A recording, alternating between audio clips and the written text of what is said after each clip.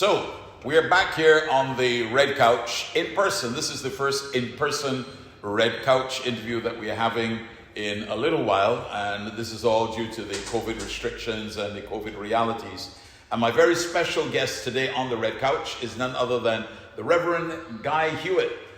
You have certainly, Guy, fired up the local political scene by your entry into the political fray. So, well, first of all, welcome to the Red Couch and to us here at Capital Media. Thank you. It's wonderful to be here. I'm looking forward to being here with you this morning. Now, you were Barbados' High Commissioner to London. Correct. Under the last administration.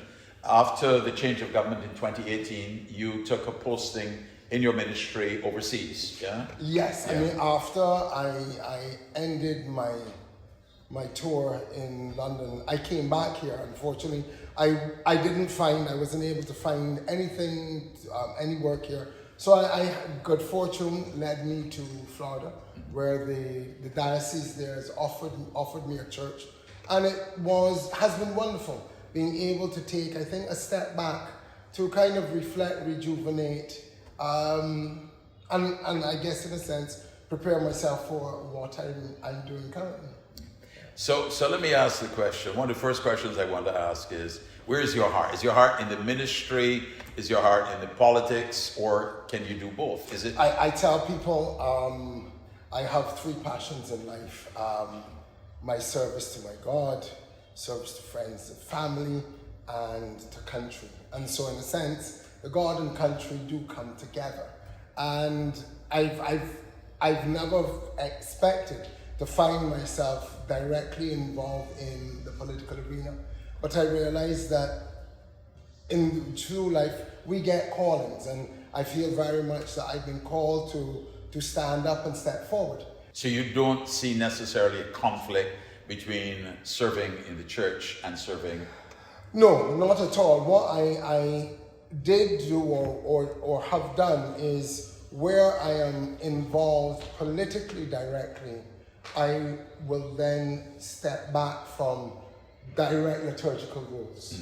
So I've said to people, while I'm here, while I am working with my parish abroad, I am not doing anything in Barbados, because I feel that we must avoid confusing people between the role of a minister of God and a minister of the state.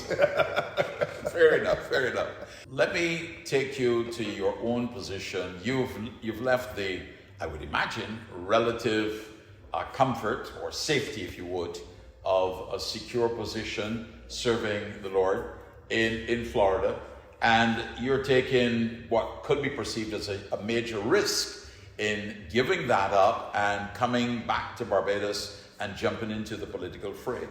What is it that Guy Hewitt brings and offers that is going to be different for the people of Barbados? Why should they choose you? Well, and you spoke to, in a sense, part of it. We have got to take bold steps as a nation.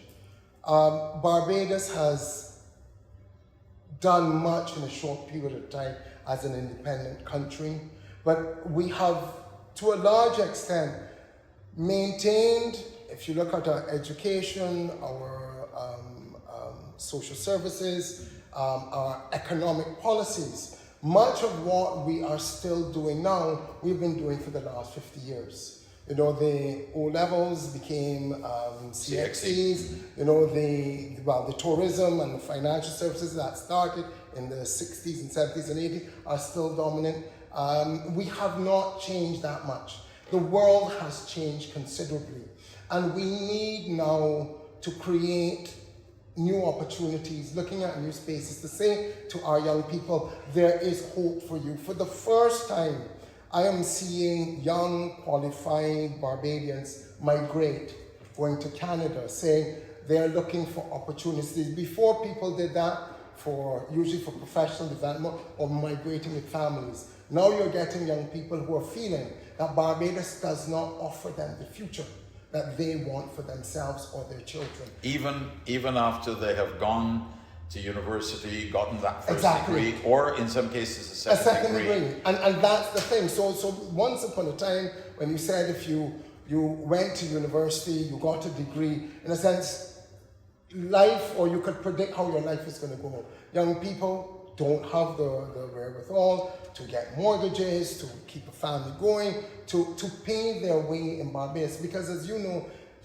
it is so phenomenally expensive here. So we have got to create those opportunities to say to our young people, to say to our young professionals, there is space being created for y'all to succeed for the future. I want to ask you, what are the issues, the biggest issues from where you sit that face us as a country right now? What are the burning issues from your perspective? And I try to look at things through a framework, I would say, what I call the 3 Ps. The first is the issue of peace, and that goes back to issues of crime, violence, murder rate in Barbados. The fact that this is escalating, I think in part it has to do with where, as I say, particularly our young men are. The lack of opportunities for especially low-skilled young men. Also the reality that there is the proliferation of drugs in certain communities, and it's considered to be a quick or fast route to success, or financial reward. Can't quite call it success. We've got to deal with the issue of progress and social progress. There are big tears in our social fabric, as I said, that lead to this crime and violence in the community. We have got to start to bring our services together.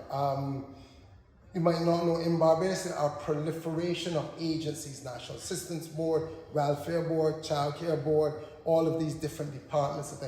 And we need to create a single agency, as was done with the Revenue Authority. We need to have a social services agency that deals with a home or household as a unit. But then I say the third P is prosperity. And that's where the economic growth, the diversification becomes crucial. That yes, if we look at our tourism sector, our leading sector, we are no longer at the cutting edge in the region. If you go online and you search for the top 10 hotels or the top 10 destinations, Barbados does not feature as much as it used to. We need to get investment in our industry, and that will require us to think about doing some things differently. There has been pushback in the past about some of the emerging spaces within tourism. Places like Colorado, which have become now destinations for people who want to go for recreational use of medicinal marijuana. We are now getting into that, but we are not moving as quickly as we can. As a wonderful Calypsonian once said, something's happening and it's exciting. All right. Guy Hewitt. Thank you. Thank you very much. All the best to you. All the best, brother. Thanks. That's Reverend Guy Hewitt, and he will be challenging for the leadership of the Democratic Labour Party. I'm Vic Fernandes, and this has been a rather exhilarating and entertaining, for me, Red Couch interview.